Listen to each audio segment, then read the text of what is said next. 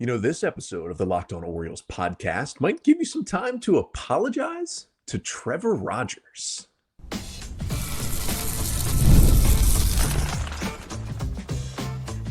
You are Locked On Orioles, your daily Baltimore Orioles podcast. Part of the Locked On Podcast Network, your team every day.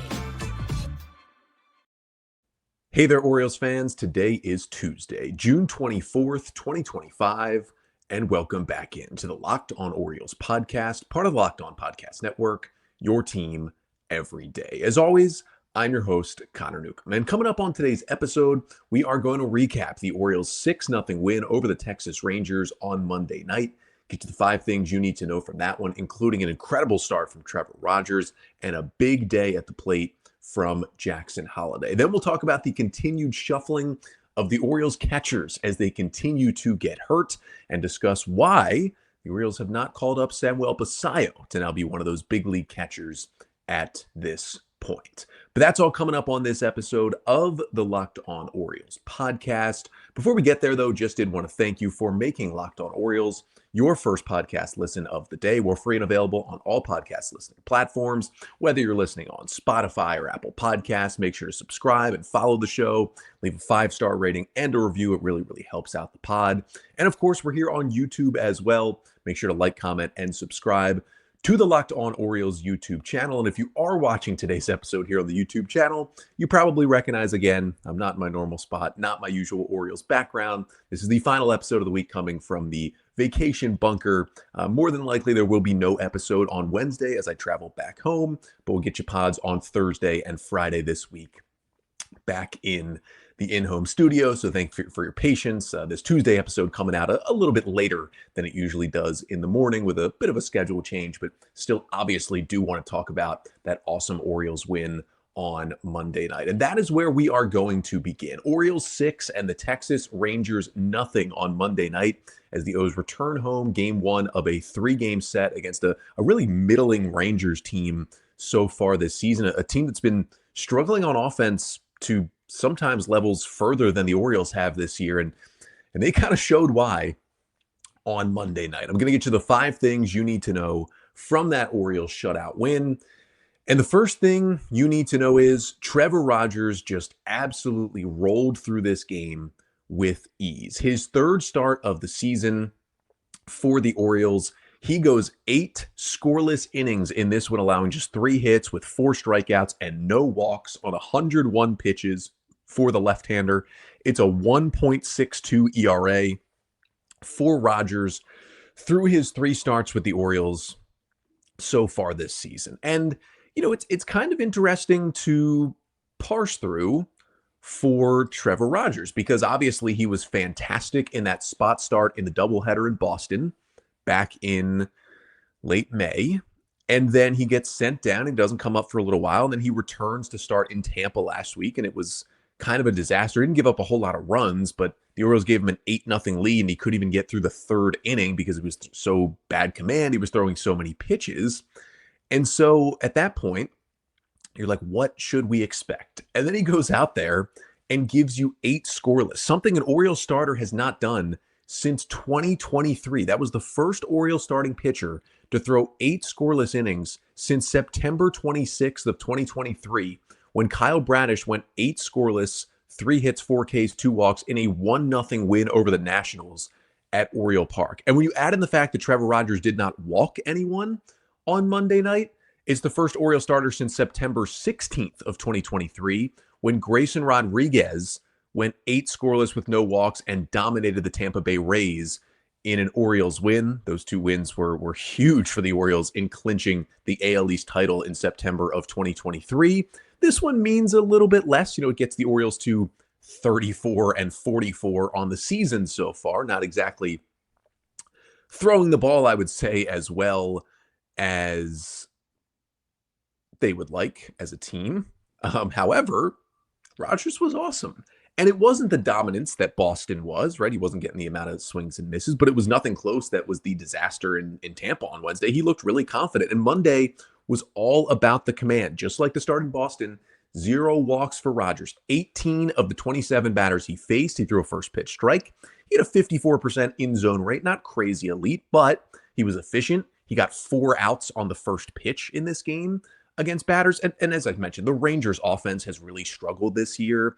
It's really struggled for 2 years after their offense was incredible when they won the World Series in 2023 and, of course, knocked out this Orioles team. It just hasn't been the same since then, although it's most of the same bodies. And he just attacked them. He knew, hey, this team is struggling. I'm going to throw strikes. I'm going to go right at them. And it worked for basically an entire game. And I like the pitch mix that Rogers went with. It was a heavy changeup mix. He threw 33 changeups. That was his number 1 most used pitch on Monday night. And it's because the Rangers just stacked their lineup with right-handed hitters against the lefty Rogers, and that is what his changeup is for, to go get righties. When he was almost the Rookie of the Year in 2021 with Miami, it was his changeup that was the out pitch, and he only got 4 swings and misses on it, so it's not like it was super dominant. It was kind of hit hard at times, but it's good to know he had command of it, and he trusted that pitch for 8 innings. That is a really good sign for him moving forward. And it wasn't a lot of bat missing in general. 8 whiffs on 54 swings. Yeah, that's a lot of balls in play. There was a good amount of hard contact. There was certainly a lot of luck involved with Rogers throwing 8 scoreless innings. I am not going to gloss over that. When you're only striking out 4, when you're only getting 8 swings and misses, there's that many balls in play that are hit hard.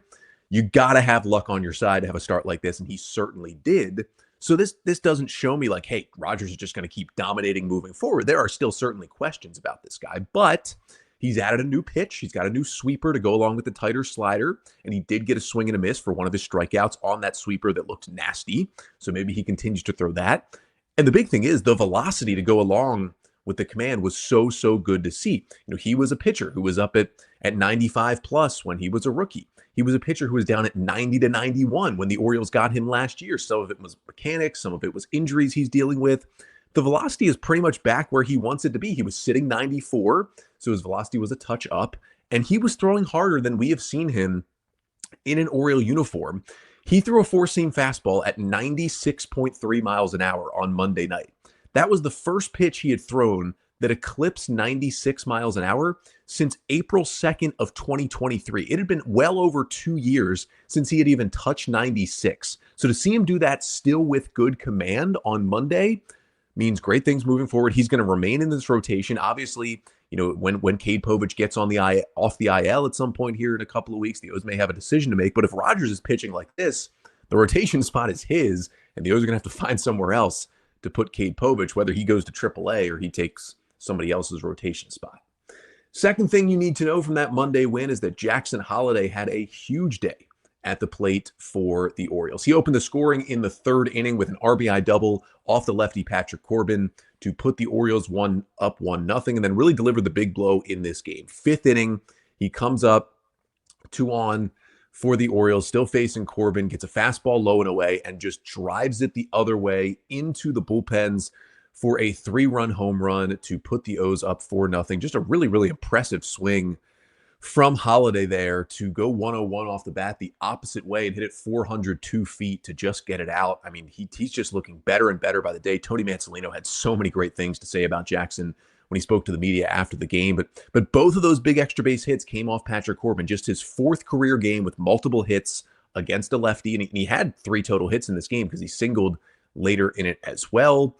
It's his 2nd career game with multiple extra base hits against a left-handed pitcher. Also did that on June 6th of this year when he had a double and a homer off a lefty. And the 4 RBIs that he had on Monday night tied a career high. He did it back on July 31st of last year when he hit that grand slam against Toronto in his first game back in the big leagues. And then April 16th of this year against Cleveland, he also drove in 4. He just seems to get better and better with every swing that he makes, with every single time he steps to the plate. And that's the thing that Mansolino keeps talking about. And he's getting better against lefties.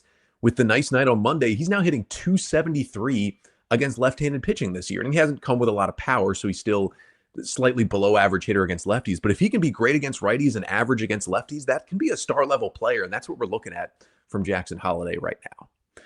Third thing you need to know from this win on Monday is that the Orioles actually played a little small ball to add to their lead later in the game. Of course, the big hits from Jackson gave them a 4-0 lead. But in the 6th inning against Patrick Corbin, Gary Sanchez, and Ramon Urias singled back-to-back to start the sixth, and then Colton Cowser went to lay down a sac bunt lefty-lefty. Instead, he laid down the perfect bunt that trickled down the third base line, turned into a hit, and loaded the bases with no outs. And Bruce Bochy said that's enough of Patrick Corbin. He goes to our old friend Jacob Webb, who, remember, signed with the Rangers this offseason after being non-tendered by the Orioles. Hasn't been very good out of the Rangers bullpen. That's why he's coming into a game where they're down 4-0 in the sixth inning. And Coby Mayo got a run home. It wasn't as big of a hit as you'd like, but a little soft RBI ground out makes it 5-0.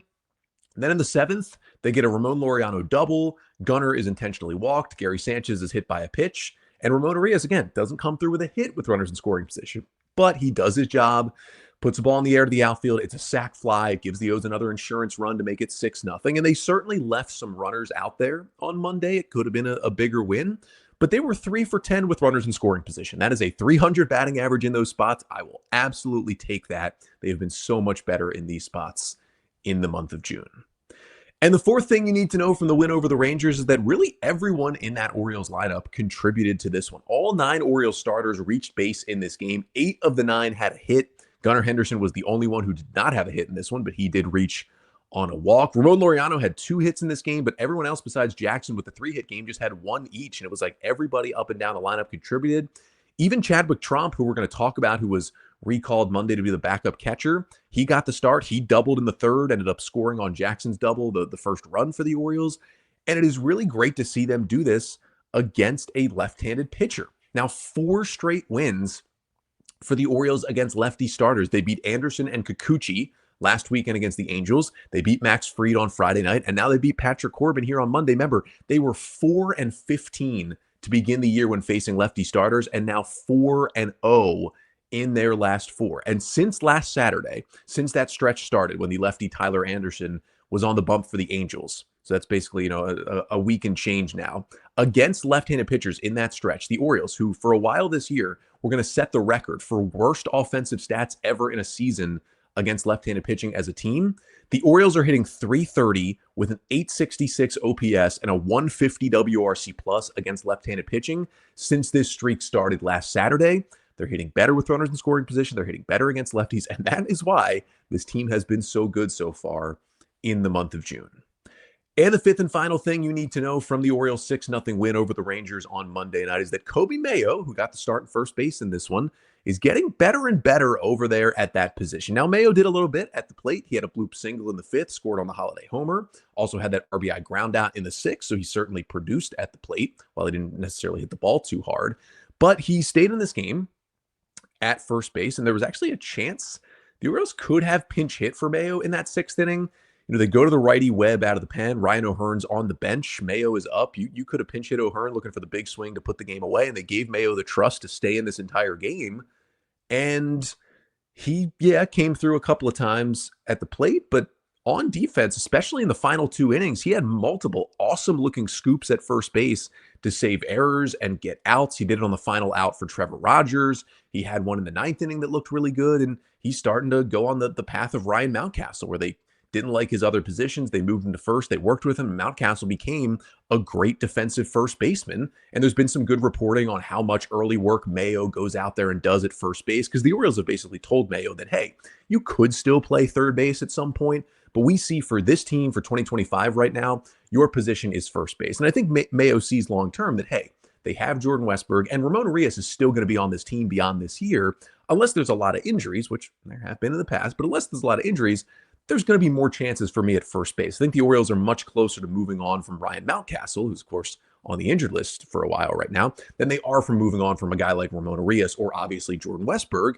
So the at-bats are just much more at first. Coby just looks a little more comfortable at first than he does at third. And with all the work he's putting in, he looked great there defensively on Monday night. And I know people don't see it as the most important defensive position on the diamond, but it has a lot of importance. It makes a difference for your infield when you have a good defensive first baseman over there. He's looking better and better and just finally getting, he's not playing every day, but he's getting more consistent playing time in the big leagues, and it's starting to show in positive ways for the Orioles and for Coby Mayo as he helps them to that 6-0 win. But we got some other updates from the Orioles before Monday's game, some injury updates, some roster moves, going to get to it all coming up next. But first, this episode of the Locked On Orioles podcast is brought to you by Rogiet. Guys, you've probably heard of Viagra or Cialis, or maybe you've even tried them, but if you're looking for something beyond the usual pill, it's time to meet Rogiet Ready. Rogiet Ready is the next-gen prescription treatment designed to amplify arousal in the brain and boost blood flow. Unlike the usual pills that can take hours, Rogiet's 3-in-1 formula dissolves onto your tongue and kicks in fast, on average 15 minutes. Effects can last up to 36 hours, so you can stay confident and in control when the moment is right. And you can even read real customer reviews on their site. It's helping a lot of people feel more confident and more present. So head to Rogiet.com/LockedOnMLB and use code LockedOnMLB to get 15% off today. That's RUGIET.com/LockedOnMLB and use promo code LockedOnMLB for 15% off. Individual results may vary with prescription treatment. Compounded drugs are permitted to be prescribed under federal law, but are not FDA approved and do not undergo FDA safety, effectiveness, or manufacturing review. Please visit the Rogiet website for full safety information. So the Orioles got a nice clean 6-0 win over the Rangers on Monday night. We also got a lot of updates, injury-wise and roster move-wise, before the game on Monday. Let's start with Jorge Mateo, who was out there taking ground balls on the field before Monday's game. Orioles said that he will begin a rehab assignment in AAA Norfolk on Tuesday. Mateo, who has been on the injured list with elbow inflammation since June 7th. It was retroactive. He's been on the IL since June 10th. It was retroactive to June 7th. Mateo, who had that Tommy John surgery on that left elbow last August and then fought through it in the offseason, was able to be ready for the roster on opening day. But then back in May, he collided in the outfield, or I guess that was early June. He collided with Heston Kjerstad in the outfield, and it started to hurt then, and he tried to play through it, and he really couldn't, so he went on the IL. But good to see it's going to be more of a short-term thing because it is that same surgically repaired elbow. If Mateo, plays in Norfolk this week and is good to go and comes back to the Orioles next week, it is an easy roster move to make. Luis Vazquez has just kind of been here to play Mateo's role. Vazquez would certainly just be optioned to AAA to make room for Mateo. Tyler O'Neill, we did get some positive news. He restarted his rehab assignment in High A Aberdeen on Sunday. He said he's feeling a lot less pain in his left shoulder, which has put him on the injured list. He's been on the IL since May 18th with that issue, his second IL stint of the season. O'Neill said he's going to work out at Oriole Park with the team this week because they're on a homestand, and then on some days continue to rehab. He'll go to AA Chesapeake now to play in rehab games. It's still not going to be the quickest ramp up in the world. He had his rehab assignment shut down a couple weeks ago when he was playing games in AAA Norfolk and seemed to be honestly really, really close to coming back.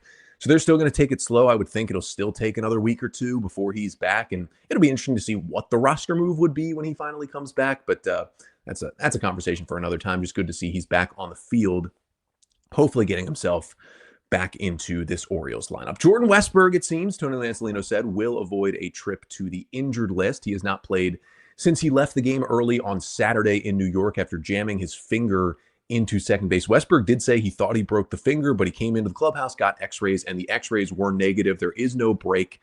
He was not available on Sunday or Monday, but he did say he's shooting to either return to the team Tuesday or Wednesday. There is a chance where he's available Tuesday but doesn't start, and then maybe starts Wednesday. That's definitely a possibility for Westburg. Obviously, would be nice to get him back in this Orioles lineup because we saw how much he's changed this lineup after he missed 6 weeks and then returned to the Orioles with that hamstring issue. Maverick Handley also has an injury as well. Remember, he was called up on Saturday when Adley Rutschman was placed on the injured list with the oblique issue to serve as the Orioles' backup catcher. And as we know, Tony Mansolino said that Adley's going to be out through at least the All-Star break with that left oblique strain. So Handley started the game Sunday. It would have been him and Gary Sanchez as the two catchers, but left in the second inning. Nasty collision around home plate with Jazz Chisholm on a throw to the plate. He came out of the game. Sanchez came in. Definitely looked to be shaken up. And on Monday, the Orioles did place Maverick Handley on the 7-day concussion IL. Certainly not something to mess around with. So hopefully he gets the treatment, the rest that he needs, and can come back fairly soon. But the Orioles did need another catcher, so they recalled Chadwick Tromp from AAA Norfolk to take Handley's place as the backup catcher. If you remember Tromp, he came over to the Orioles on a minor league deal back in April and was first called up on May 26th. Spent a little bit of time with the team That was when Gary Sanchez was out and then was DFA'd on May 31st. When he was DFA'd, he cleared waivers. He elected free agency. He played the field a bit and figured, maybe my best chances with the Orioles. So then he re-signed with the Orioles on another minor league deal and went back to AAA Norfolk. In AAA since then, hasn't really hit a lot. 8 games, 32 plate appearances, just a 67 WRC plus. He was 0 for 9 with a walk and 4 strikeouts when he was with the O's the last time, but he does have some big league experience, 166 career major league plate appearances. He's been kind of a third catcher with the Braves and the Giants for the last few years and is now with the Orioles. It's a 219 average and a 58 career WRC plus at the big league level. O's did give him the start to catch Trevor Rogers, and he was good behind the plate, and he did have that double and score a run in the third inning, but it was a 1 for 4 with 2 Ks for Trump on Monday. So we'll kind of see, how long it takes for Handley. It seems like the Orioles definitely do prioritize Handley over Trump. So if Handley's okay, he'll kind of reassume that backup catcher position until, sometime hopefully in late July, Adley is ready to come back, and then it'll be Adley and Gary Sanchez again. But it will be Trump, at least for now. At the very least, he does handle the bat better than Handley does. So he gives you, while he's not the same kind of defender, he definitely gives you more offensive upside when you do want to throw him in the lineup as the backup catcher every once in a while. And Gary Sanchez will remain the main starter with Trump as the backup for now. Sanchez actually DH'd and hit 4th in the lineup against the lefty, went 1 for 3 with a single, a run scored, and a couple hard hit balls in the game on Monday. He's been swinging the bat just much, much better since coming off the injured list with that wrist issue. Now, Trump was not on the 40-man roster, and the 40-man roster was full, so the Orioles did have to make a move there. So they did transfer Ryan Mountcastle from the 10-day injured list to the 60-day injured list. Remember, if you're on the 60-day IL, you don't count against the 40-man roster.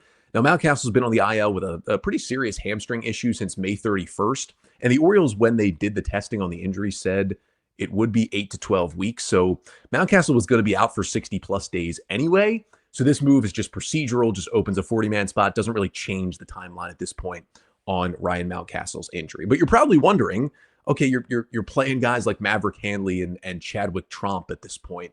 Connor, the Orioles' number 1 prospect, Samuel Basallo, is a catcher. So why did they not just call him up with Adley going down? It is a very, very valid question to ask. I'll try to suss out the reasons why to finish off the show coming up next. But first, this episode of the Locked On Orioles podcast is brought to you by Monarch Money. You ever check your bank account and wonder, where did all my money go? Between dining out, online shopping, and entertainment, it's easy to lose track. That's where Monarch Money comes in, your personal CFO giving you full visibility and control over your finances. And Monarch Money isn't just a budgeting app, it's a complete financial command center. You can track all your accounts, investments, and spending in one place, so you stop just managing your money and you start building wealth. For me, it's all about the convenience, right? Sometimes I don't really know what's going on the financial side, but the all-in-one convenience of Monarch Money makes it easy. Instead of juggling multiple apps, you can use Monarch to check your finances, track spending, and even plan long-term goals. So take control of your finances with Monarch Money. Use code LOCKEDONMLB at monarchmoney.com for 50% off your first year. That's monarchmoney.com, code LOCKEDONMLB for half off that first year. So we're going to finish off today's episode by answering the question, okay, why is Samuel Basallo not here, right? The Orioles have 2 catchers, Adley Rutschman, their starter, and Maverick Handley, one of their backup options, on the injured list. They're using Gary Sanchez, who was signed to be a backup, as their starter, and they're using Chadwick Tromp, a guy who they signed to a minor league deal in April, as their backup at the moment. And you look down in AAA and you say, okay, could we get better? Who are the better options? And you see that, oh, right, the Orioles' number 1 prospect, a consensus top 10 prospect in baseball, is a catcher. He's already in AAA, and he's putting up great offensive stats in AAA. So that seems like the logical move, right? Well, I get the question. Why is Samuel Basallo not here? I totally get it, but it is not that simple. Now, if Gary Sanchez were also still out, remember he missed time with that wrist injury, then you really have the serious conversation. And I thought about that a little bit. Gary Sanchez reached base actually twice on Monday. Not only did he have a hit, but he was hit by a pitch in the hand area. And I was like, are you kidding me? Are we going through this again? Luckily, he shook it off, was fine, stayed in, or didn't catch. He was the DH, but stayed in and hit again for the rest of the game. But I was thinking, are we going to lose another catcher here? And then you really have this conversation. But Gary Sanchez was a starting catcher for the Yankees for a while, for some other teams. Yeah, he's a little older now. He's less of a hitter, but he has that experience. He can handle a pitching staff like that. But you might say, well, Connor, Basallo's bat is phenomenal. And yes, it is, especially because he's only 20 years old at AAA Norfolk. This is his slash line entering Tuesday. 271 average, 378 on base, 590 slugging, 15 homers, and a 152 WRC plus in AAA. He's still never faced a pitcher that is younger than him. He's always facing older talent, and he's killing it. And in June, he's been unstoppable. In the month of June, entering Tuesday, hitting 352 with a 203 WRC plus in AAA. With all those stats, I think he is going to debut in the major leagues at some point later this season for the Orioles. But with Adley Rutschman out for a somewhat extended amount of time, it seems like it's going to be, you would think, at least a month that they're without Adley here. We're looking at best, late July that he could return. They are looking for a starting catcher with Adley out. And that not just requires, it'd be nice to produce like Adley can when he's going, and Adley certainly was producing in June before the injury. But more importantly, it requires catching experience and the ability to do it defensively, build trust, and handle a pitching staff. And while Basallo is getting so much better defensively as a catcher, and he's much better than he was even a couple of years ago, most people agree he still needs some full polishing behind the dish to be a full-time big league catcher. And he just hasn't gotten the time to get that polishing in AAA. He has only caught, entering Tuesday, started 16 games behind the dish in AAA Norfolk. I think, Connor, even though Basallo's been injured some, they've played way more than 16 games in AAA. Yes, they have.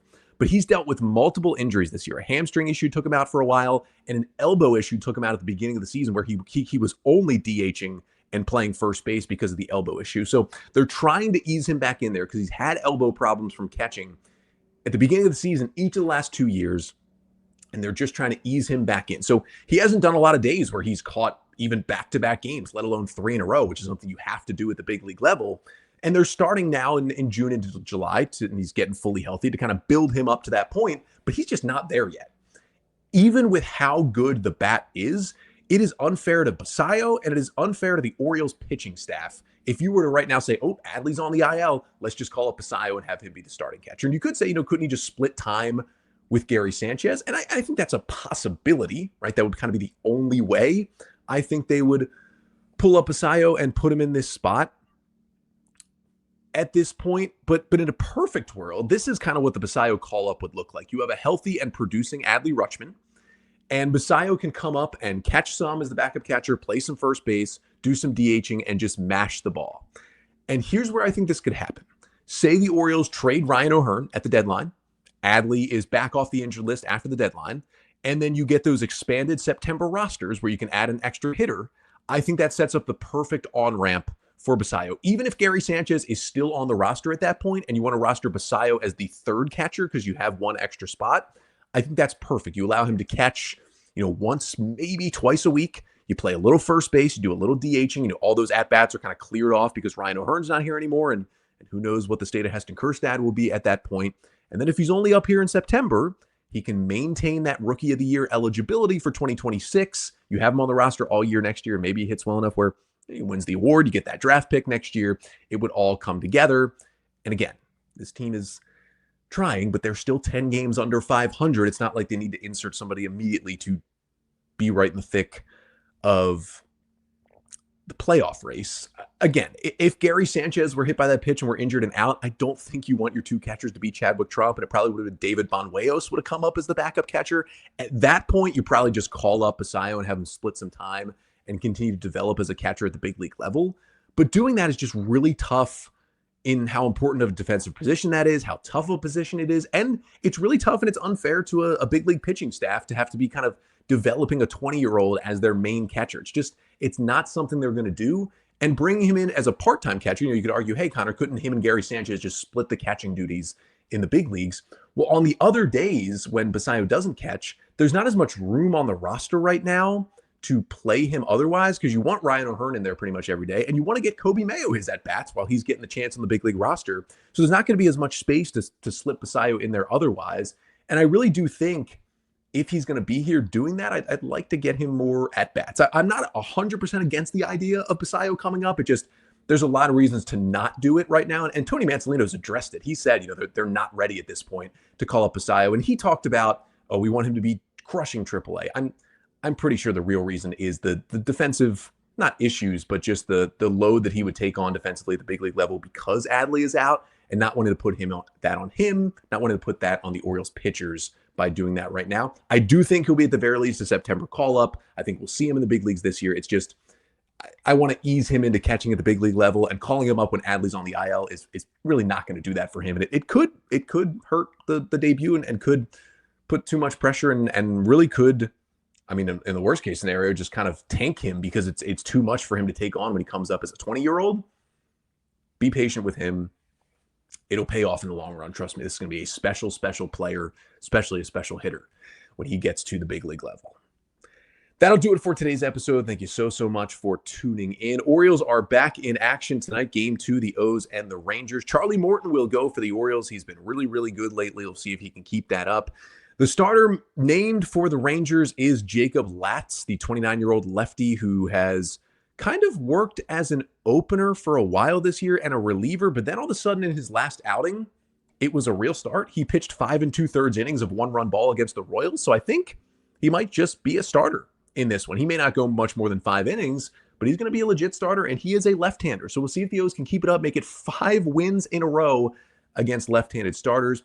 Most likely will not have an episode on Wednesday, but I will be back Thursday when I will recap the final 2 games of this series, both 6:35 starts on Tuesday and Wednesday. Orioles are still TBD on Wednesday. It should be Tomoyuki Sugano, but with his struggles, maybe they want to push him back a couple of days. So a chance someone like a Chase McDermott could come up and start that Wednesday game. But otherwise, off Wednesday, back on Thursday to recap the final 2 games of the O's-Rangers series. Until then, I'm Connor Newcomb, and this has been the Locked On Orioles podcast, part of the Locked On Podcast Network. Your team every day.